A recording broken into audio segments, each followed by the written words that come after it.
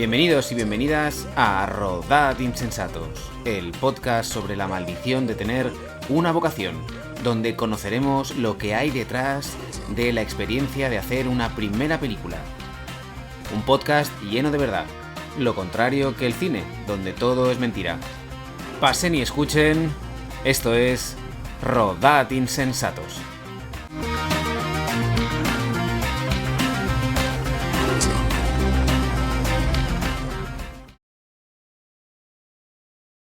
Hoy nos acompaña uno de los directores que ha sido las revelaciones de nuestra cinematografía, no solo por la película que ha hecho, sino por el cómo lo ha hecho.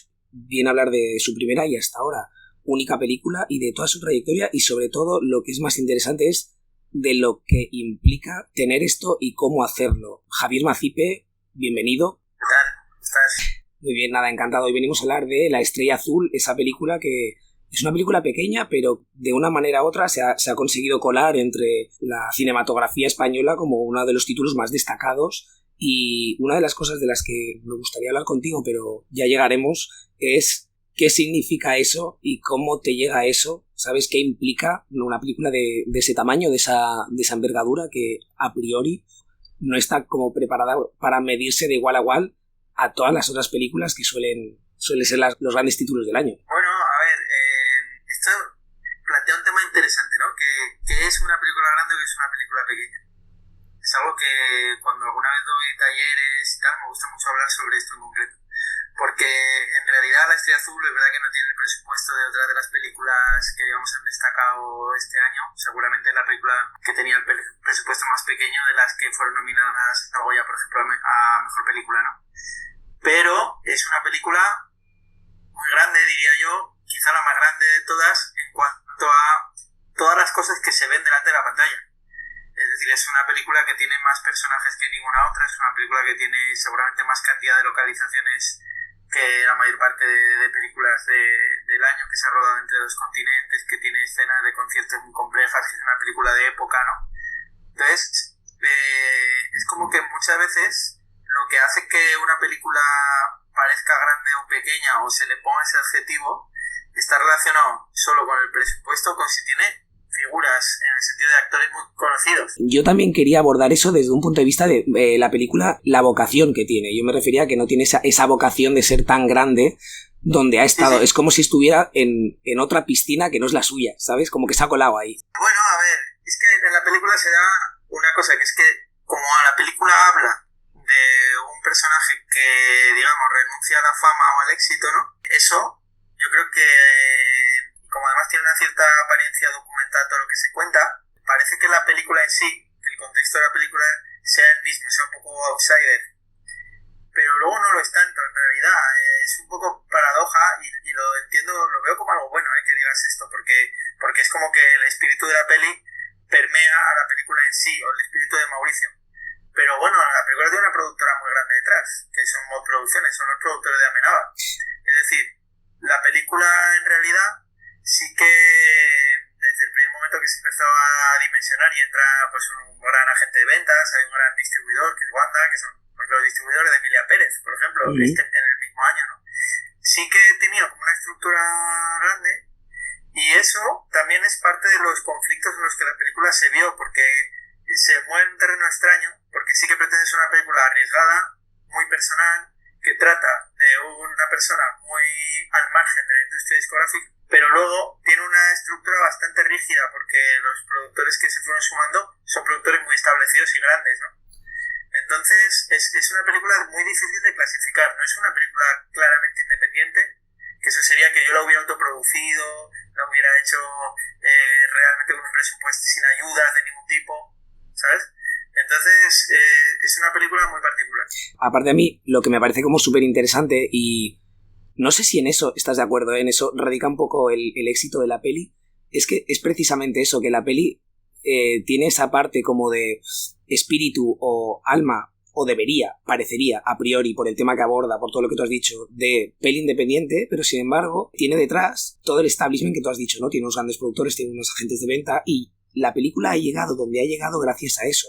Pero en sí la película, es lo que te digo, el alma apunta hacia otra cosa, y gracias a eso puede hacer que la película ese tipo de película la vea más gente de la que a priori podría llegar. Mira, yo soy de la idea de que el público es muy inteligente. Normalmente el público es hasta más cinéfilo que los directores y que los productores, y no hablo de un público minoritario. Hay mucha gente que le gusta el cine, digamos, con una visión artística, y lo que pasa es que todo depende de la gente que cree o no en las películas. Y puedes encontrar cada año un montón de películas que realmente son muy autorales y que llegan al público porque la gente que las produce y las distribuye creen en ellas, ¿no? Pues Sirat, ahora que es un ejemplo de una película que ha llegado muy lejos, o está llegando muy lejos, hasta el punto de ganar un premio en Cannes, porque los que han creído han apostado por ella. Pero si ese mismo guión hubiera llegado a un productor que no apostara tanto y que hubiera tenido el prejuicio de pensar que esa es una peli muy minoritaria, le hubieran hecho súper barata y se hubieran dicho, bueno, no la vamos a enviar acá porque esta es una película demasiado radical, podría haber sido, y se hubiera quedado siendo la misma película, en algo que lo hubiera visto poquísima gente, ¿no? Entonces yo creo que no hay por qué crear como una especie de dicotomía entre cine artístico y convertirlo en minoritario, obligatoriamente. Yo creo que si los productores realmente apuestan con pasión por las películas buenas, un público muy amplio para esas películas.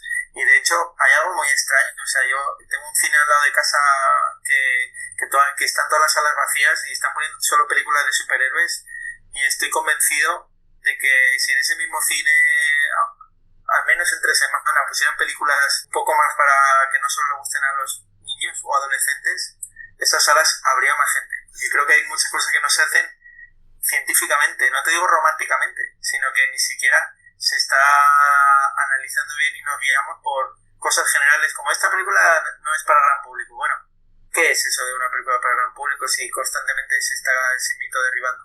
Bueno, de hecho tú eres la gran prueba de eso. La Estrella Azul es del año 2024. Claro, es que tiene un concepto como muy curioso, porque yo te pregunto, ¿quién es Javier Macipe en 2024 y cómo llegas a pensar o a decir, bueno, mi primera película va a ser sobre una figura de un músico como Mauricio Aznar, que con todo mi cariño, todo mi respeto, pero fuera de según qué círculos no es tan conocido, ¿sabes? Y cómo decides abordar eso y convencer a alguien para que se convierta en tu primera peli. Bueno, esto partió de un encargo a la madre de Mauricio. Cuando yo hice uno de mis primeros cortos en el 2007, le pedí permiso para incluir una canción, ella me dio el permiso, vio ese cortometraje y fue ella la que me dio la idea de que hiciéramos una peli sobre esta historia. Yo, digamos, estaba estudiando, no me veía capaz en ese momento, y iniciamos una relación que duró un montón de años hasta que ya me vi capaz de empezar, ¿no? Y respondiendo más concretamente a tu pregunta, ¿por qué le dije que sí o por qué me pareció buena idea hacer una peli, aunque tardé muchos años en dar el primer paso? Lo primero es porque no podía decir que no, en realidad, porque cuando una madre de un músico al que yo había admirado mucho y admiro te hace un encargo así, y además es una madre que le ha pasado una historia tan trágica como la que se cuenta en la película, pues ¿cómo le vas a decir que no? Realmente ella me ha elegido, pues yo enseguida empecé a pensar el cómo, es decir, cómo convertir esta historia en una historia que pueda interesar universalmente, ¿no? Que no solo sea una película para los fans de Mauricio, que como dices son pocos, estaban restringidos mucho a Aragón, pero enseguida le encontré el sentido, porque precisamente el hecho de que fuera prácticamente, lo pudiéramos tratar casi como una figura anónima, en el sentido de fuera de Aragón, hace que puedas tener más libertad y hacer una película más universal, porque cuando tú haces una película sobre la historia de Freddie Mercury, al final es muy difícil que esa película la vea alguien que no le gusta Freddie Mercury. Enseguida la gente la entiende y van los fans de esos músicos a ver esa película, ¿no? Pero por ejemplo una película como Swarman, que habla precisamente de ese músico anónimo que tiene una gran historia detrás, la vio muchísima gente en todo el mundo, no solo los fans de este hombre, ¿no? Entonces, si no, solo se habría visto en Sudáfrica. Entonces me pareció que precisamente era una especie de vuelta de tuerca al biopic, que por eso merecía la pena contarse, porque de alguna manera habla de todos los músicos que podrían merecer un biopic y que no han llegado a ser famosos. Y, por ejemplo, a mí hay una cosa que me parece súper interesante de lo que has dicho, es no podías decir que no. Lo que pasa es que la gente evoluciona, ¿no? En el sentido de, yo entiendo que no puedes decir que no en 2007, pero casi 20 años después sigues ahí con esa especie de, no sé si la palabra es losa, ¿no? Pero esa especie de como promesa de voy a hacer esto. Entonces tú como persona, y entiendo que como cineasta que quiere empezar, tú vas evolucionando, tienes, pues tienes unas vivencias, unas inquietudes, unas ambiciones, pero que mantengas firme en eso, es muy raro. Bueno, es que yo soy de una visión que creo que el artista se define más por el cómo que por el qué. Y digamos, una vez que has tomado la decisión de voy a hacer una película sobre este tema, la gracia está en los matices de cómo lo vas a poner en marcha. Y yo no me canso nunca. Soy como si, no sé, hay un ejemplo del hombre este que se puso a construir una catedral toda su vida hizo la misma catedral, ¿no? No estaba pensando en, igual podía estar haciendo también una ermita o una iglesia, sino él estaba poniendo su arte al servicio de ese proyecto, y en ese proyecto encuentras miles de recovecos que cada uno son diferentes, ¿no? Entonces, estaba haciendo una película sobre Mauricio muchos años, pero cada escena tenía su reto particular, cada detalle, y podía, he tardado 10 años, pero podía haber estado 20, y creo que no me habría aburrido, porque siempre habría encontrado nuevas motivaciones en los detalles. Por eso también cuando me preguntan mucho sobre la siguiente película, ya empiezo a tener una orientación sobre cuál va a ser, pero no tengo ninguna prisa, porque lo que más me divierte es levantarme por la mañana y tener un horizonte, pero no el hecho de terminarla, ¿sabes? Bueno, ya llegaremos a eso, porque eso es una de las cosas de las que quería hablar contigo, pero más tarde. En ese origen de la peli, durante todos esos 10 años, hasta que la película no empieza a ser algo como más sólido, ¿sabes? Más estructural, donde ya va teniendo una especie de base troncal, ya sabes cómo vas a hacerla, te acercas a algún productor y claro, yo entiendo que eres un hombre con una misión. Entonces, dentro de esa misión, además, ¿cómo consigues vivir? Bueno, hay dos facetas. Una, lo importante es vivir con poco. Y eso en realidad lo sigo aplicando ahora mismo. No te creas que la situación ha cambiado tanto. Entonces, pues todo ese tiempo yo vivía en un piso compartido, barato, con un par de colegas, y realmente es que no tengo gasto de lujos caros, no, más allá de cenar por ahí o tomarme una copa o lo que sea, ¿no? Entonces esa es la base. Si tú quieres vivir con palacio y tal, pues es más difícil que hagas cine de autor, o que puedes hacer una película más radical o con tiempos lentos. Y el dinero que necesitaba, porque aún así necesitaba dinero, pues básicamente lo fui ganando de mis cortometrajes. Tuve la suerte de que todos los cortos que he hecho han funcionado bastante bien, y vivimos en un país que hay muchos festivales con premios económicos para los cortometrajes. Entonces, tanto Os Meninos do Río, que es el primero, digamos, que fue muy bien, que ganó muchos premios, y luego hice otro que se llama Un Minutito, luego hice otro que se llama Gastos Incluidos, Os Meninos do Río y Gastos Incluidos llegaron a estar nominados a los Goya. Sí. Pues con todos esos cortos iba recibiendo premios, y luego también me especialicé en una época, esto es muy friki, no lo suelo contar, pero hay festivales temáticos de cortometrajes, ¿no? Por ejemplo, hay bastantes festivales sobre el tema de la salud. Uh-huh. Sí. Y entonces hice cortos específicamente, y ahí había poca competencia. Entonces, y a veces había premios económicos muy buenos. De hecho, este del Minutito lo hice así, pero hice otro que se llama Otra Oportunidad, sobre el tema de la reanimación cardiopulmonar. y me quedó muy majo y gané un premio. Y así hice otro sobre la maniobra de Heimlich, hice otro sobre la polimedicación. Pero eso está muy bien, ¿sabes por qué? Porque al final es una manera súper inteligente de ganarte la vida dirigiendo, ¿sabes? Porque así como otros y otras necesitan compaginarlo, ¿no? Pues nosotros, yo mismo, tal, con otras cosas, tú has conseguido una manera súper inteligente de conseguir vivir, de dirigir, porque a la vez incluso sigues rodando, sigues aprendiendo, ¿sabes? Eso está muy bien, tío. Sí, ahora visto todo lo pasado, veo que estuvo muy bien. Es verdad que tienes que ir aguantando el vivir con mucha inestabilidad, que no todo el mundo, digamos, vale para eso. Y yo también pues tengo la suerte, por ejemplo, de que hay gente que a lo mejor tiene una familia que si te quedas sin pasta, que realmente no tienes un sitio donde caer. Pues bueno, yo ha habido épocas que he tenido que volver a casa de mis padres, y pues bueno, ellos me han podido acoger en su casa. Hay gente que a lo mejor no tiene ni esa situación, que eso es más jodido, ¿no? Y también es verdad que siempre he tenido muy presente el peligro del estancamiento que da la tranquilidad. O sea, sí que he tenido posibilidades a lo mejor de haber entrado en alguna escuela a dar clase, y creo que eso siempre se convierte en una trampa, porque enseguida piensas, cuando tenga estabilidad, entonces tendré verdaderamente tiempo y dinero para escribir mi guión. Yo creo que mucha gente cae en esa trampa y ya termina por no hacer una película. Totalmente de acuerdo. Y entonces, hablando de eso, volviendo a lo que decías, intentando conectar un poquito, ¿en qué momento tú notas, como has dicho, que ya estás preparado para asumir eso, ¿sabes? Y dedicarte a la historia de Mauricio Aznar y decir, venga, vamos allá. Porque entiendo que cuando la tienes, no tienes a nadie más. Eres tú que dices, venga, ahora sí, voy a empezar con esto. A ver cómo lo hago. Bueno, estaba yo y en ese momento empezaba a asociarme con Amelia, con la que luego monté una productora que se llama El Pez Amarillo. Sí. Y digamos, ella estaba a mi lado también con un espíritu muy parecido de, digamos, apostar, vivir austeramente y haciendo algunos pequeños trabajos ella también con algunos otros directores. Éramos los dos. Y yo sentí que estaba preparado, digamos, cuando terminé mi cortometraje Los Meninos de Río, que me gustó mucho cómo quedó el resultado, ¿no? Era el primer corto en el que me sentía realmente orgulloso. Y además se vio enseguida muy reconocido ese corto. Ganó un premio de distribución, que era el corto del año de una empresa distribuidora, y lo enviaban a 1000 festivales. Y en cuanto lo empezaron a enviar, empezó a ganar festivales de esos clasificatorios para el Goya. Bueno, estuvo seleccionado en 300 festivales y ganó 100 premios. Joder. Que fue una pasada. Entonces empecé a ver que me sentía capaz de pensar ya en escribir un guión de largo, pero también, digamos, ese corto me dio un currículum como para que al menos un productor fuera a estar interesado en leer ya ese guión mío, a lo mejor. No te creas igualmente que fue fácil, me costó muchísimo. Los productores tampoco están muy atentos al mundo del corto. Ya, también es verdad. O sea, es menos de lo que parece o de lo que nos hacen creer, ¿sabes?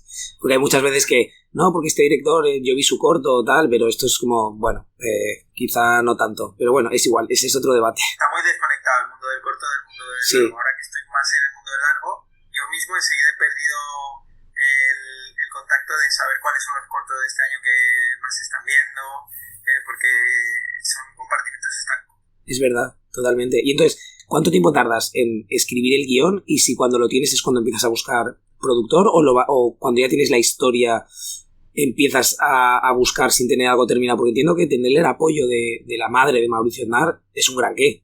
Me costó mucho escribir el guión. Yo creo que fue uno de los procesos más tortuosos, casi te diría, bueno, en realidad todo el proceso estuvo lleno de problemas, pero me costó mucho porque le tenía tanto respeto a la figura de Mauricio que al principio escribí un guión en el que Mauricio no aparecía explícitamente como personaje, sino que era una especie de sombra que de alguna manera era la excusa para contar otra historia. Es decir, contaba la historia de una sobrina de Mauricio que iba repitiendo lo que hace de Mauricio.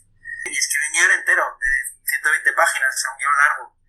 Lo escribí entero y cuando ya lo tenía y empecé a plantearme el enviarlo, empecé a tener una mala sensación y me di cuenta que en el fondo había hecho eso por miedo a poner a Mauricio a hablar, o sea, atreverme a poner palabras en su boca, a escribir diálogos, a contar sus intimidades. A que fuera un personaje. No me sentía claro, que fuera un personaje, no me sentía con derecho. Entonces hubo un momento que fui a hablar con un hermano de Mauricio, uno que no aparece representado en la película, y le hice la pregunta, ¿no? Que es, ¿qué crees que pensaría tu hermano de que hiciéramos esta película? Porque por mucho que tu madre me haya dado el permiso, en el fondo todo el rato yo vivía como un fantasma en qué pensara Mauricio, de que contemos también intimidades, algunas cosas un poco delicadas. Y este hermano me dijo que si yo lo hacía con pasión, y eso daba lugar a una obra artística que a él le parecería de puta madre, siempre y cuando no me centrara demasiado en los aspectos más turbulentos. Y así lo hice, enseguida me quité esa presión, me atreví a escribir, y es verdad que omití, la película queda muy sugerida a las cosas relacionadas con la heroína, con una historia muy dura que hay con relación con el padre, y entonces volví a escribir otro guión entero. Entonces, en todo ese proceso pasaron como 2 años de escritura de guión, y luego las reescrituras fueron eternas porque cuando empezamos a rodar en 2020, porque la peli empezamos a rodar en 2020 y la terminamos en el 23,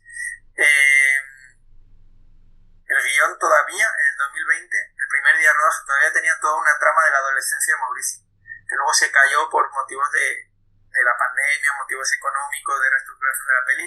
Le acabamos quitando toda esa parte en la que se contaba cómo había empezado a ser músico, cómo había caído en la heroína y un montón de cosas.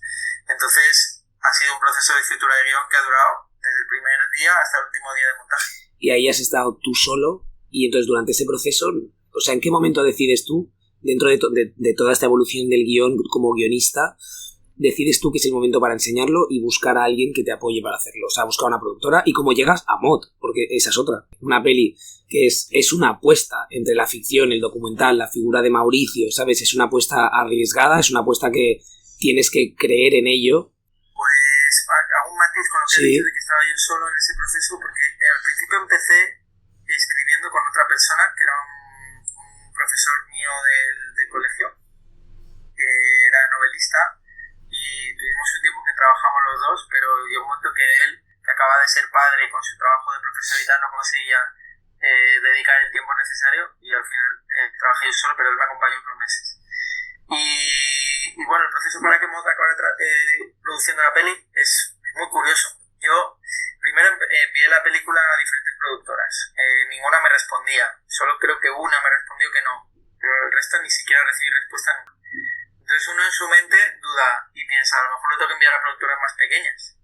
Habría sido un error. Porque al final esas productoras primeras a las que se lo envié eran productoras más pequeñas que Mod. O sea que de ahí ya se saca un pequeño aprendizaje. Entonces, dado que no tenía respuestas, pensé, voy a buscar una especie de padrino, y pensé en Enrique Bunbury porque él había versionado una canción de Mauricio, Apuesta por el Rock and Roll, y entonces lo que hice fue enviarle el guión a él. Bueno, más que enviarle el guión, pensé que había que hacerlo de una manera así un poco espectacular. Él vive en Los Ángeles y se lo llevé en persona. Hostia, ¿te fuiste a Los Ángeles? Me fui a Los Ángeles, sí, pero la historia es graciosa porque, bueno, yo busqué que él no tenía conciertos, encontré un vuelo súper barato, me costó ida y vuelta 250 euros, y me fui para allá. Ibas de pie casi, ¿no? Sí. Total que llegué allí y cuando llego me llama un amigo y me dice, en este mismo momento está Bunbury de promoción en Buenafuente, en España. O sea, que nos debimos cruzar por el aire. Claro, yo no podía saber que él iba a estar ahí de promoción. Y nada, me pasé 15 días en Los Ángeles que no hice nada más que intentar no gastar nada. Y luego sí que le envié el guión ya por email y obviamente no omití que me había plantado en Los Ángeles poco antes, y a él le hizo gracia esta historia de imaginarme a mi colegio en la puerta de su casa y él no estar ahí. Y enseguida leyó el guión, me dijo que le gustaba mucho, que a ver qué podía aportar. Y me reuní con él en Buenos Aires, porque él entonces estaba de gira por Latinoamérica, y dije, bueno, me voy a Argentina y así aprovecho para hacer fotos y así tener un dossier paralelo a la película. Y bueno, entonces yo le pregunté si yo le podía decir a los productores que él nos apoyaría cuando estrenáramos la película, pues con sus redes, promocionalmente y tal. Me dijo que a él no le costaba nada, que le había gustado mucho el guión y que sí. Entonces me fui a buscar productores en Buenos Aires a puerta fría. Perdóname, solo un pequeño inciso. El hecho es que todo esto es porque Bunbury te contestó, que podía ser que el tío no te contestara también, que a lo mejor entonces hubiera sido otra historia. Sí, tuve la suerte de que un amigo hizo de intermediario, Miguel Ángel Amata, que es un director que había producido, por ejemplo, el documental de Héroes, lo produjo él. Y entonces le habló muy bien a Bunbury, le dijo, lee el guión, lo que se ha plantado en Los Ángeles, a verte y tal. Y la verdad es que fue muy majo. Y nada, eso, luego me puse a enviar, a llamar a productoras en Buenos Aires a puerta fría. O sea, de buscar productoras que habían producido películas que a mí me gustaban. Y, hola, mira, vengo con un guión y tal. Y me funcionó eso muy bien, me reuní con varios. Claro, hay algo de que cuando te has venido de otra parte del mundo, pues enseguida la gente dice, bueno, este debe tener mucha fe en su guión, si realmente se ha cruzado el océano y está aquí, me lo quiere dar en mano y tal. Y encontré un productor, Hernán Musalupi, que enseguida creyó en la película, y él había coproducido una película con Moz.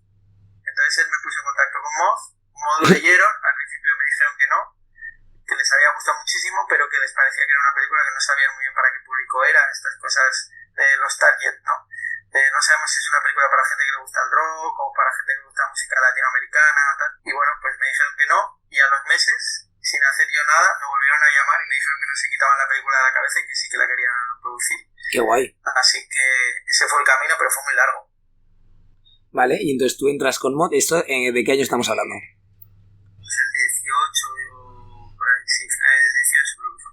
Vale, entonces, déjame situarme, a ver, la cosa es, tú, que eres una persona que, bueno, ha hecho sus cortos, tiene su primera película, que es esa película de esa figura de Mauricio Aznar, te has ido a Los Ángeles, te has ido a Buenos Aires, y entonces tú planteas la peli, porque es que la peli, una de las cosas, o uno de los puntos fuertes, es el cómo se cuenta la película, o sea, todo, la historia en sí, sabes que no es una película al uso, es la originalidad de la película y es una especie de viaje en el que tú entras.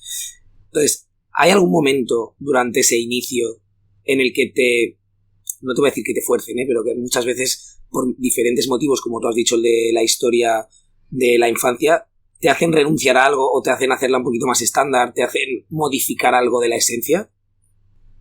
Pues mira, es curioso, sí que tuvimos muchísimas batallas y mucho, digamos, discusión sobre el guión, porque sí que son productores que entran mucho al detalle artístico, pero no necesariamente son las cosas más arriesgadas. Por ejemplo, todo lo que tiene que ver con el final o con las escenas oníricas y eso, entendían que era parte de lo que le daba hacia a la película especial, y más bien teníamos tiras ya flojas sobre detalles, otro tipo de escenas particulares y así.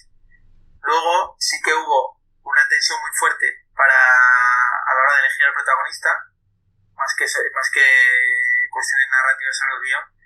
Digamos que no les convencía a Pepe Lorente, y luego hubo mucha guerra, y eso fue el peor momento para mí, el más duro de mi vida, te diría, por el montaje de la película.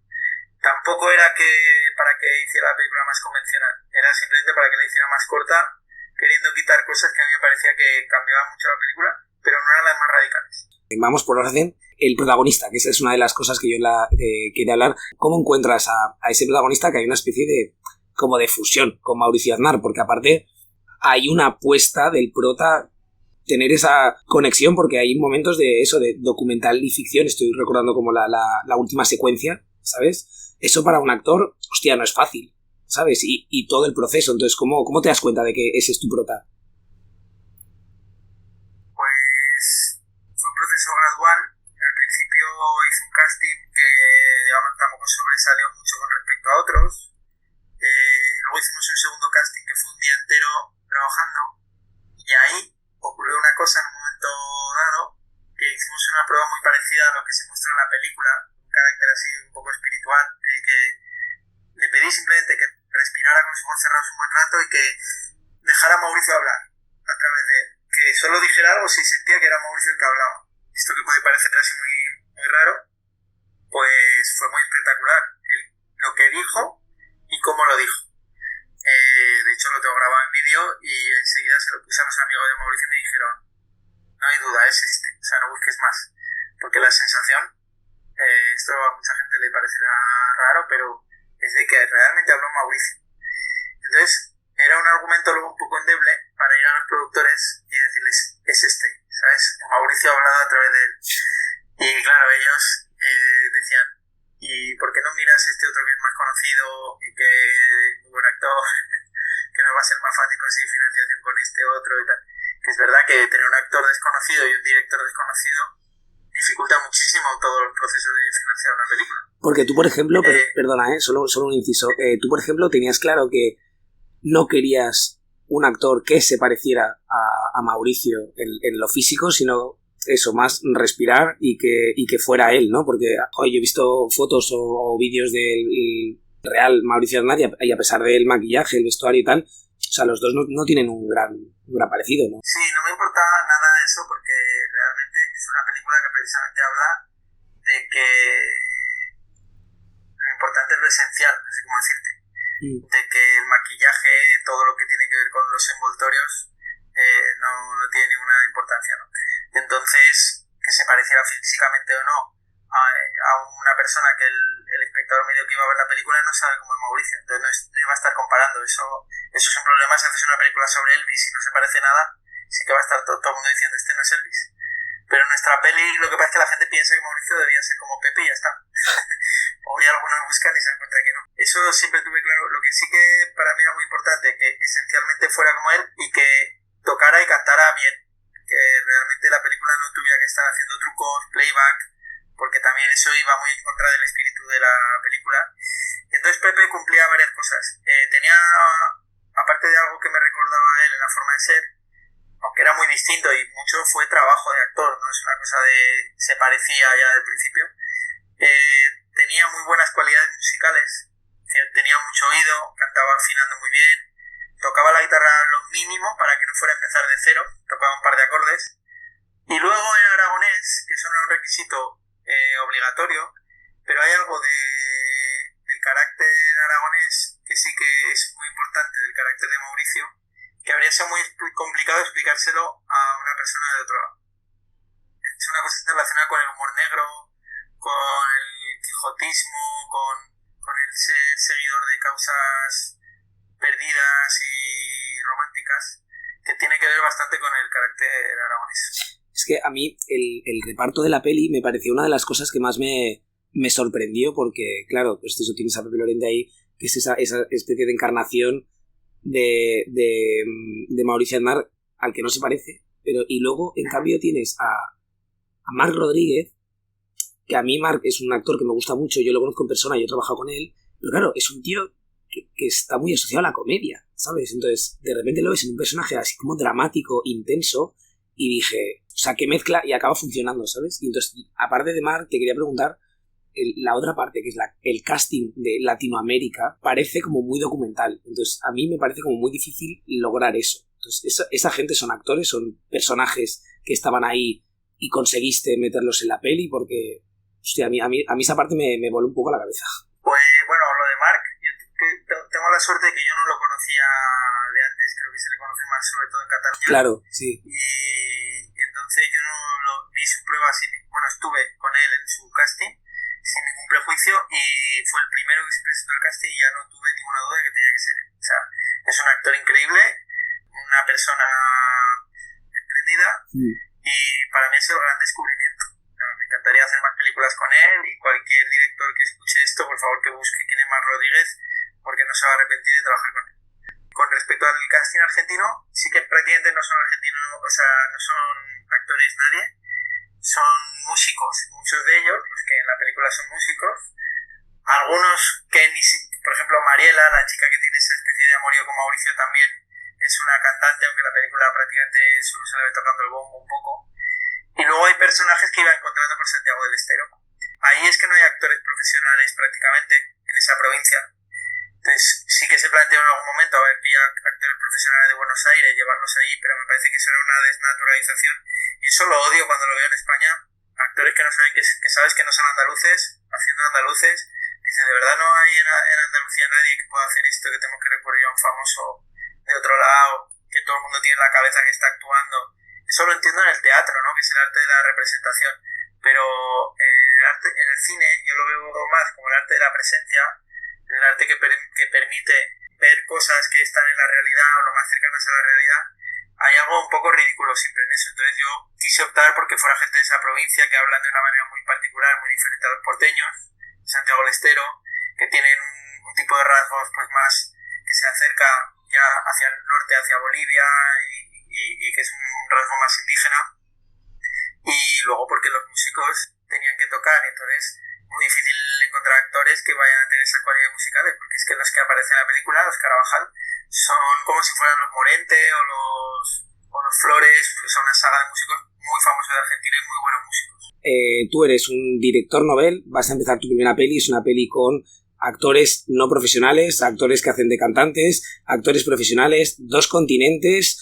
¿No te viene un poco grande esto? ¿O tú piensas, hostia, dónde me he metido? Creo que por inconsciencia, cuando uno precisamente está en ese momento en el que tiene poca experiencia como la que yo tenía, pues precisamente ni te das cuenta del lío en el que te estás metiendo. Igual ahora tendría más conciencia. También es verdad que no es una película que llegue, yo era joven cuando empecé el rodaje, pero tampoco tan joven como si miras filmografía de otros directores tipo Amenábar o así, que hicieron las películas con 20 y tantos, ¿no? Entonces sí que me había enfrentado, por ejemplo, a hacer mi corto Menino do Río, ese sí que lo hice con 25 o 26 años. Era un corto complejo, rodado en Portugal, también con actores, con niños que saltaban de un puente, con barcos, era un corto complejo de hacer. Y entonces eso pues me había entrenado un poco. También había rodado, que fue un documental en Ecuador, es decir, ya había trabajado en Latinoamérica. Hay un documental que estuve mucho tiempo viendo fuera de mi casa y rodando por ahí. en sitios a veces un poco peligrosos. Entonces, bueno, no es que me pillara todo de nuevas. Y luego es que yo tengo como, creo que diría que una de mis cualidades es que tengo buena capacidad para mantenerme sereno en los momentos de mucho estrés. Es decir, en escenas en medio de la pandemia, o sea, nosotros empezamos a rodar el 9 de marzo. Eran todo noticias sobre la pandemia, estábamos rodando una escena con un montón de extras y tal. Perdona, 9 de marzo de 2020 empezó el rodaje. Sí, sí. Hostia. Ahí empezó el rodaje. Muy bien. Y por lo que sea en esos momentos, es como que no pierdo la calma. Hay gente que tiene esa cualidad, yo creo que es muy innato. Es difícil de trabajarlo eso si no lo tienes. Y eso me ha ayudado mucho. ¿Cómo adaptas el tipo de película que es? Porque es una película que su idiosincrasia es muy característica, pero ¿cómo adaptas eso a un sistema de rodaje más normal, más estandarizado? ¿Sabes lo que te quiero decir? O sea, equipo, camiones, tal. Yo creo que esta es una peli, no necesita ese tipo de despliegue. Pues mira, ese ha sido el gran tema y es a lo que ahora me sirve para dar charlas y contar todo lo que he aprendido, porque digamos que ha habido dos películas en una. Al principio la película empezó siendo esa película de camiones y de estructura muy convencional y se terminó haciendo una película que era en algún momento casi un equipo de documental, incluso rodada con diferentes cámaras y todo, ¿no? Lo primero que rodé de la película es lo peor que he rodado en mi vida. La primera escena ni siquiera está en la película, que era una escena en la que Mauricio iba a comprar su guitarra con su hermano. Al final eso fue sustituido por un audio en off que van hablando mientras aparecen los créditos de la peli, porque quedó tan mal porque es que ese no era el esquema en el que había que producir esta película. Es verdad que en todos los dosieres que escribía notas de director para las subvenciones hablaba siempre de la austeridad de medios, de rodar, de observar más que crear, de ir a un equipo pequeño, pero luego eso no sé por qué no lo conseguí. Vamos, que yo creo que por mi falta de experiencia, al final los productores te intentan rodear de gente con mucha experiencia, pero también de muchos medios, como si la película al final fuera a tener menos riesgo de ser mala si tiene muchas cosas, ¿no? Y en realidad es lo contrario. Hay más facilidad de cagarla. O sea, el primer aforismo del libro de Bresson, Notas sobre el cinematógrafo, es: la facultad de hacer buen uso de mis medios disminuye cuando tengo muchos medios, cuando mis medios aumentan, dice literalmente. Sí. Entonces, es muy buena la pregunta, porque si hubiéramos seguido rodando en 2020 y la película no se hubiera interrumpido por la pandemia, estoy seguro que la película habría sido mala. Habría sido mala o muy mala. Porque no me imagino todos esos actores de Argentina rodeados por un equipo de 50 personas, 25 camiones, lo cual además siempre implica un plan de rodaje más acelerado. Entonces, ¿qué pasó? Que llegó la pandemia, tuvimos que reestructurar, la película estuvo por no hacerse, los productores llegaron a retirarse, pero ahí en un momento dado dijimos: vamos a rodar parte de la película y que vean cómo sería esta película rodada con un equipo muy pequeño, con una cámara de 2.000 euros, que es una Blackmagic. Vamos a hacerlo todo con el esquema con el que hemos hecho muchos de nuestros cortos, que es el camino que me ha llevado hasta aquí. Y ahí rodamos parte de la peli, algunas de las mejores escenas para mí, y al verlo los productores, digamos, ya se convencieron viendo algo, no en un esquema que les proponía sobre el papel en el que no confiaban. Como les gustó lo que rodamos, pues ya seguimos adelante así. Así a título yo te la lanzo y a lo mejor me cuelo, pero una de las secuencias que rodaste así es la del bar con la orquesta. Sí. Es que ves, ahora que dices esto, hay secuencias que yo cuando la estaba viendo, o la estaba revisando, perdón, la segunda vez dije: ¿esto cómo lo ha hecho? Esto no puedo hacerlo de una manera como más normal, porque no... Es muy bueno que haga referencia a esa escena, porque esa es la clásica escena que, vista en el guión, parece una escena de gran producción. Entonces todo el mundo la piensa como: hostia, aquí hay 20 personajes de una orquesta que tocan en directo y tal, pues hacen falta refuerzos de maquillaje, hacen falta refuerzos de peluquería, hacen falta refuerzos de vestuario. Efectivamente. Hacen falta, además hay un plano secuencia muy largo, hará falta más eléctricos, todo se piensa así. Y lo que pasa es que no se piensa eso que llaman pensar fuera de la caja, ¿no? Que es, vale, vamos a plantearlo ahora de una manera totalmente diferente, que es: si somos muchas personas alrededor, vamos a crear tal lío que también nosotros mismos nos vamos a entorpecer. y vamos a necesitar cortar la calle entera para que haya camiones, y todo eso va a acabar haciendo que la escena se perciba como más artificial. Entonces hay otra manera, que es, vamos a decirle a los de la orquesta que vengan vestidos de su casa, vamos a pedirles que nos manden fotos y que les digamos, ok, muy bien, vamos a pedirles que incluso se vengan ellos ya prepeinados con las fotos de referencia. Vamos a considerar que la gente es inteligente, ¿no? Vamos a acordar con los del bar que nos dejen el bar un día antes para poder preiluminarlo, y eso es muy barato. Realmente, en este caso de hecho fue gratis, porque los del bar estaban tan implicados que no les costaba nada porque lo iban a tener cerrado y dijeron, no, entrar. Nos dejan el bar, con lo cual ensayamos toda la escena un montón, preiluminamos, dejamos toda la luz colocada ya del día anterior, no necesita 25 eléctricos el mismo día de rodaje. Dejamos colocados la mayor parte de micrófonos y todas las cosas escondidos por todas partes, y el día que fuimos a rodar fuimos ya prácticamente a empezar haciendo tomas desde el minuto 1 de rodaje, ¿no?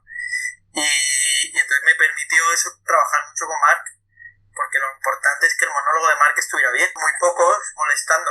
Es que aparte, a mí esa secuencia me dejó muy pillado, porque es verdad que aglutina como muchos elementos, que es el elemento actoral, que es muy intenso, aparte Marc está ahí muy bien y tiene ese monólogo, luego el elemento musical, y es que es justo lo que tú has dicho. Yo dije esto desde una perspectiva como más normal, yo creo que no se puede hacer. ¿Tú tienes la impresión de lo que decías de, no sé cómo decírtelo, una secuencia así, aparte de que pierde la naturalidad o el espíritu, parece que no te dejen hacerla porque si no está hecha como con grandes medios o grandes despliegues, no da la sensación de ser profesional, no da la sensación de ser seria, de decir, hostia, ahora viene con una cámara y le está diciendo a la peña que venga vestida de casa, si no se hace las cosas. Pero en cambio, es que se pueden hacer así. Por supuesto, yo estoy en la línea de defender eso, como otros muchos cineastas, pero es que incluso Christopher Nolan está en esa línea a otra escala, pero él trabaja con equipos muy pequeños para lo que es él. O alguno que sí que está en esa línea de verdad, que es Carlos Reigada, es un director que me encanta y que rueda con un equipo de 15 personas como mucho, ¿no? Bueno, que hace la postproducción en su casa, o Herzog, o bueno, muchos. Además creo que el espectador no nota la diferencia, ni de coña. O sea, yo he hecho 1000 veces la pregunta en coloquios, ¿quién diría que la película está rodada con 2 cámaras diferentes? Nadie. O se le digo, vale, está rodada con 2 cámaras diferentes. A ver, ¿esta escena con cuál está hecha? ¿Con la cámara cara o la barata? Nunca acierta. Nadie. Y hablamos de que hay una diferencia de 60.000 euros entre una cámara y la otra que rodamos la película, ¿no? Entonces, en realidad es como pereza intelectual a veces, porque con dinero hay que pensar menos. Es como que todo se hace según un esquema que ya está inventado, todo, y ya se llega al set y todo el mundo sabe lo que tiene que hacer, que es lo mismo que en otras películas. Pero cuando quieres hacer lo mismo con menos presupuesto hay que pensar mucho, hay que dedicar más tiempo tanto a pensar como en el rodaje, ¿no? Hay gente que le gusta hacer muchas películas al año, entonces para eso necesitas encontrar un tipo de equipo que te siga en esa. Por ejemplo, una de las piezas claves aquí fue Álvaro Medina, el director de fotografía, que él no quiere estar haciendo 25 proyectos al año, le gusta hacer un proyecto y cuidarlo mucho, entonces fue capaz de venirse a Argentina conmigo 6 semanas antes del rodaje, que es mucho, y ir viendo todas las localizaciones, preiluminar, observar la luz. Claro, eso con alguien que tenga prisa no se puede conseguir. Por lo mismo con un actor que tenga 25 películas ese año, ¿no? Pues Pepe preparó muchas más cosas, me ayudó con los no actores, o sea, se basa todo como en cocinar a fuego lento. Tú no puedes conseguir lo mismo que cocinas a fuego lento, no lo consigues en una olla a presión. Consigues otras cosas, pero son diferentes. Bueno, es una cuestión de implicación también, ¿no? En un proyecto que su vocación es puramente industrial, o solamente de ganar dinero, es más difícil que encuentre gente que pueda poner una implicación temporal, una implicación creativa, y entonces al final en esas películas se termina todo haciendo en base al dinero, pero el problema es que como la gente está trabajando muy a menudo en ese tipo de películas, se formatea su cabeza y ya piensan que no existe otra manera de hacer las cosas. Entonces, como todo el mundo está trabajando en series o en publicidad, donde se tira el dinero directamente a la basura, o sea, donde hay personas que se les está pagando un sueldo todo el día, pero trabajan 10 minutos del día, y el resto del tiempo están ahí preparados para hacer como que hacen algo. Eso pasa en muchas producciones. Yo lo he visto, yo he participado de esas producciones y realmente es todo muy irracional. Y luego llega un momento que piensas que es que hay que hacer las cosas así y solo así. Y tienes que ir a la historia del cine para decir, oye, que no estamos inventando el cine independiente ahora porque las cámaras sean más ligeras. Ahora hay más motivos, pero es que ya en los años 60 había cineastas, tanto en Hollywood como en Francia, como en Italia, en todas partes, haciendo películas de otra manera, nutriéndose de la realidad y no reconstruyendo todo en base al dinero, creando una realidad teatral empobrecida y cara.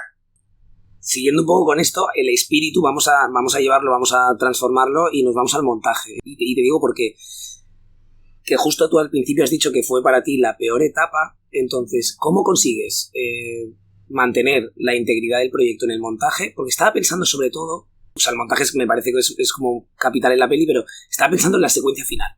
¿Cómo? Porque es una secuencia final que dice mucho, ¿sabes? Ese plano secuencia dice mucho.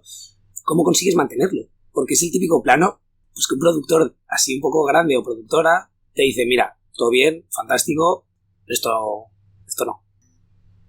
Realmente es un poco lo que te decía antes, el problema no estuvo tanto en el plano final o la parte más arriesgada, porque como eso emocionaba, cuando vieron la película, los primeros premontajes los productores, vieron algo que era evidente, que es que se daba esa emoción. El problema no estuvo ahí, sino en toda la parte de cuando Mauricio ya vuelve de Argentina a España, que consideraban que ahí como que eso se hacía largo y que había que quitarle media hora, porque al final también es mucho más fácil distribuir una película de 1 hora y media que una película de 2. ¿Qué pasa? Que cuando hicimos un ejemplo, siguiendo las sugerencias que me habían dado, porque lo vimos premontado de esa manera, lo que pasaba entonces es que no llegabas a ese final y te emocionabas tanto, ¿sabes? O sea, tú no puedes quitar cosas de en medio y pensar que el efecto final de la película va a ser exactamente el mismo. A veces necesitas zonas, incluso puedes necesitar zonas donde decaiga un poco la atención para generar una sorpresa. Es que los mecanismos del interés y narrativos y de la emoción de una película son muy complejos, ¿no? Entonces, ahí empezó un tira y afloja muy duro, en el que realmente se me llevó a poner entre la espada y la pared de tiene que ser esta película, ¿no? O va a haber un choque de trenes. Y bueno, digamos que yo tenía claro que no quería convivir todo el resto de mi vida con que mi primera película, y además una película tan personal, no hubiera sido la película que yo quería hacer. Prefería equivocarme, pasara lo que pasara, aunque no se estrenara la película. O sea, llegué a estar tanto, a eso. Es que tú imagínate que haces la película que no quieres y luego es un fracaso total y entonces no has conseguido ninguna de las cosas. Ni tienes tu peli, ni siquiera has conseguido un éxito material o dinero, ¿sabes? Podría perfectamente. Entonces dije, bueno, sé que si hago la peli que quiero, al menos la conciencia la voy a tener tranquila. Y eso es lo más importante, vivir siempre tranquilo con tu conciencia, ¿no? Porque el éxito o no va y viene. O sea, a lo mejor luego a lo mejor la película podría haber ido mal, pero bueno, siempre puedes hacer otra y que vaya mejor, nunca se sabe. Pero convivir siempre con una película que sientes que la has traicionado, no me podría imaginar cómo estaría viviendo ahora. Claro. Entonces hubo un momento que envié un mail a los productores ya cuando fue llegando todo el clímax de tensión, que lo intenté hacer en el mejor tono posible, nunca en el de ponerles en un... no sé, nunca ponerme chulo, digamos, ¿no? Sino les hice algunas preguntas como hablando de... Esta es una película que trata del camino de un artista, que precisamente habla de que el artista que sigue el camino del corazón acaba trascendiendo, generando otras cosas bonitas en los demás, más allá de que él no tuviera éxito material. ¿Cómo vamos a hacer ahora la película de los productores en vez de la película del director, ¿no? Tenemos que ser coherentes con lo que la película cuenta. ¿O qué pensaría la madre de Mauricio de esto? Que ni conoce a los productores. Pues ella me ha dado a mí el derecho a contar esta historia, pues yo en conciencia solo puedo hacer la película que considero que tengo que hacer yo. No puedo de repente ceder ese encargo a la madre de Mauricio a los productores porque me estén poniendo en un aprieto, ¿no? Entonces digamos que lo entendieron y al final tengo que agradecer que sí que dijeron, ok, pues así será. Es verdad que fue un poco duro porque me dijeron, te has equivocado y ya veremos las consecuencias, y yo lo pasé fatal hasta que la peli empezó a funcionar bien. Pero claro, era una losa de decir, realmente una presión terrible, de pensar, como encima no salga bien, todo este trabajo de tantos años, pues, pero bueno, luego salió bien. ¿La película se acaba? Antes de que salga bien, ¿tenéis un recorrido marcado o fue como algo que empezó como a inflarse, ¿no? A irse de las manos en el buen sentido y empezar a tener el reconocimiento que ha tenido? Y a mí me gustaría preguntarte por ¿cómo viviste tú eso? En la primera película ha habido como mucho ruido, mucho movimiento acerca de, no solo de la peli, pues contigo. Entonces, ¿cómo sientes eso, sobre todo después de todo el proceso, de todo lo que has sufrido, de toda la tensión, de todos los nervios, de esto que dices? yo nunca, no lo he vivido en absoluto como una sorpresa que digamos, como una ola que va creciendo y que no esperaba, porque incluso esperaba que fuera más. Porque así, realmente, sí, puede parecer loco, pero es que realmente yo cuando iba viendo la película montada, a mí me emocionaba mucho, a mí y creo que no porque esté implicado en la historia, porque creo que soy muy capaz de ver qué cosas no funcionan cuando he montado algo que no es bueno, soy el más duro, soy el juez más duro yo. Y de hecho creo que tengo como un listón de exigencia más alto que nadie. Pero vi que la película estaba muy bien y cuando la empecé a mostrar a la gente se emocionaba muchísimo en un nivel realmente muy llamativo. Personas que no eran mis amigos necesariamente, o cuando la estrenamos en San Sebastián fue muy espectacular el resultado. Entonces yo creía que sería más en el sentido de que tendría todavía más distribución internacional, que es algo que creo que no se ha hecho muy bien, porque creo que es una película que viaja muy bien. De hecho, casi era una película más difícil de vender en España, porque ahí sí que podría haber el prejuicio local. Pero la película, cada vez que ha ido a un festival internacional, ha ganado el premio del público. O sea, ha ganado el premio del público en Nantes, en Toulouse, en Uruguay, 2 premios del público. Ha ganado un premio en Los Ángeles, en el Festival de Santa Bárbara, que es un festival importante. Es decir, en casi todas partes veías que la película conectaba mucho con el público. En Filmin tiene una película, una nota de, no sé si es un 8,5 ya, con 15.000 visionados, que es una locura, que con tantísimos visionados, que fue la la séptima peli más vista de todo el año pasado en Filmin, mantenga esas notas, ¿no? Entonces, viendo que conecta tanto con el público, todavía podía haber tenido más distribución internacional. Pero bueno, aún estamos en eso y ahora se ha vendido a Italia, posiblemente se va a vender a Chile. Y un poco esta manera mía de verlo, que como ves soy muy conformista, ha sido en parte también algo de lo que ha ido tirando la película para que llegue a donde está. Es decir, yo no lancé la película y fui viendo a ver qué pasaba con ella, sino que yo he estado trabajando en cada fase del marketing, desde todo el marketing que hicimos con músicos conocidos de España, pues a cada uno de esos músicos les escribí una carta, les ofrecí que les haría un videoclip gratis, me fui con la película debajo del brazo a ponérsela allá donde ellos vivieran, les hice un vídeo hablando de la película, y todo eso, como yo creía en la película, pues fueron pasos en los que la película iba creciendo, ¿sabes? No es que se estrenó y mira qué buenas críticas y la está viendo mucha gente y qué sorpresa. No, pero eso está muy bien porque es el creer no solo en la película, sino en ti mismo, ¿sabes? Y es un poco esa parte de, no sé si estás de acuerdo, por lo que dices de esto lo hago yo porque tengo que hacerlo y nadie más lo va a hacer mejor que yo. No quiere decir que nadie más lo haga, pero nadie más lo va a hacer mejor que yo porque nadie más cree más o mejor que yo en esto, ¿sabes? Sí, y porque muchas veces sería imposible de pagar esa implicación. O sea, exacto. Seguramente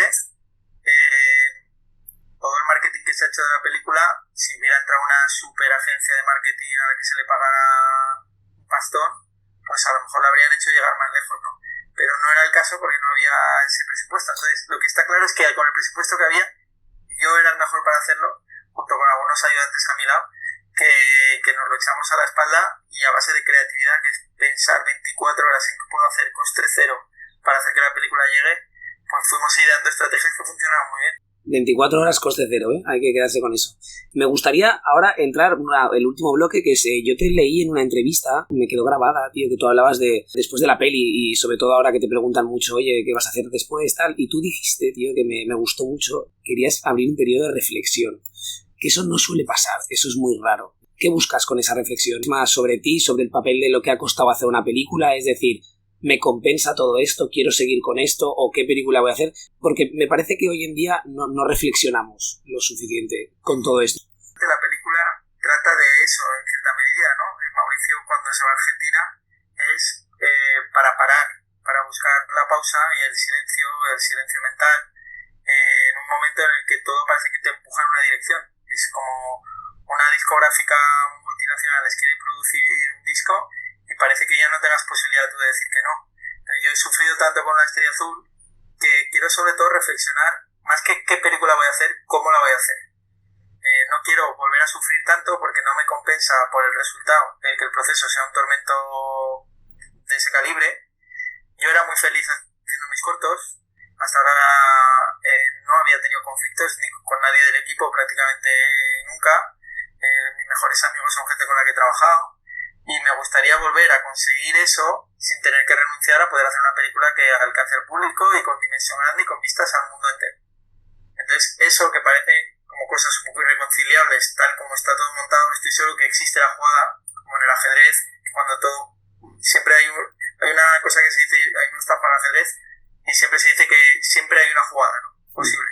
Entonces yo estoy buscando esa jugada que me permita hacer una película arriesgada, pero a la vez que pueda alcanzar un público amplio, asociado a alguna productora importante, porque yo solo no tengo la dimensión, pero pudiendo disfrutar los procesos y hacerlos con un grado de artesanalidad que es como me gusta hacer las cosas. Lo que vendría siendo hacerla en tus propios términos, ¿no? Sí, poder tener un esquema que se salga de la caja. Eso de no hacerla, porque para mí lo que es el cine industrial sobre todo no está relacionado con hacer las cosas grandes o pequeñas, sino con hacerlas tipo cadena de montaje, ¿no? Que es que todo se estampa de la misma manera. Un ayudante de dirección siempre tiene el mismo rol y tiene que haber un ayudante, un script, no sé qué y tal. ¿Por qué? Se puede hacer una película sin script. Puede haber un ayudante que también tiene roles de producción. Hasta las pelis de Albert Serra tienen un esquema totalmente extraño y sui generis. Sí. Puede haber un director de fotografía que cambie el chasis de una cámara de 35, como era el caso de Eric Romer, haciendo películas con Néstor Almendros. Es decir, ¿por qué nos han vendido que tiene que haber siempre, sí o sí, 4 o 5 personas alrededor de la cámara? Todo eso se puede reflexionar, me parece parte del oficio del cineasta, no parte de un director de producción que tiene que diseñar la película.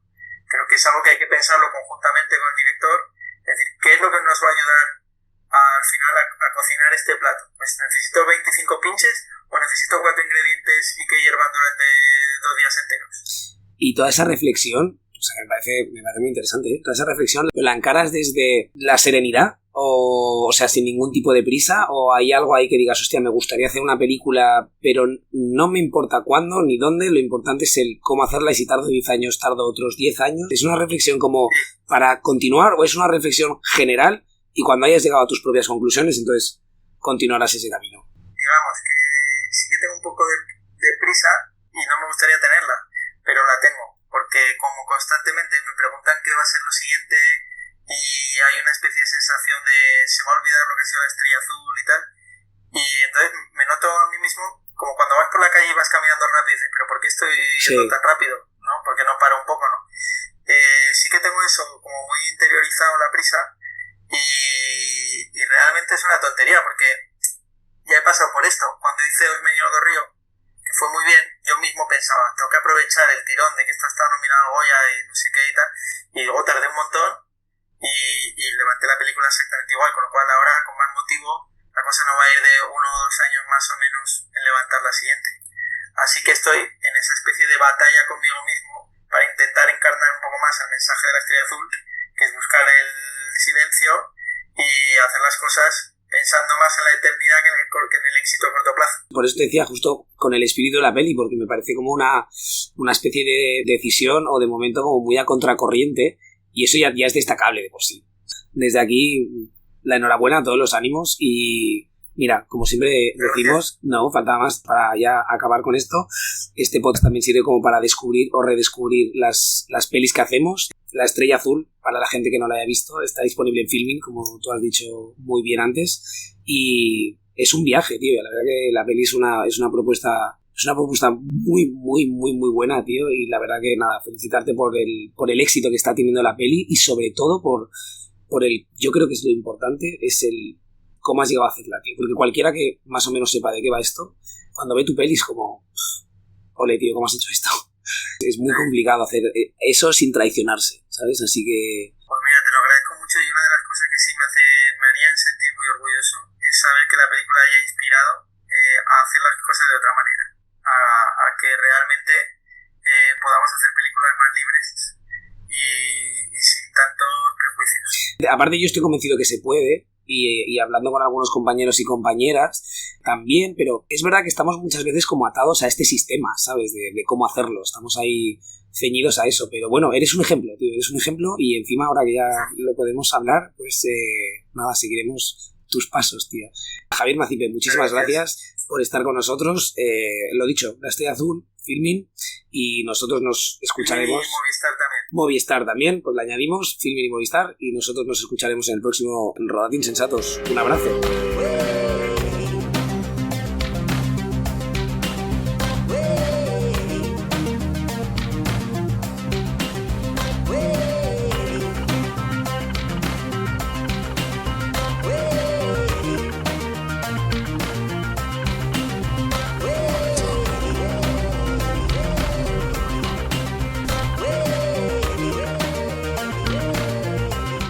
Rodad Insensatos es un podcast sobre la maldición de tener una vocación. Nos puedes escuchar en todas las plataformas de audio, así como seguirnos en redes sociales. Búscanos por @rodad.insensatos y suscríbete a nuestra newsletter en mumbler.io, uniéndote así a la comunidad insensata, donde estarás al tanto de las novedades y actualizaciones de nuestro podcast.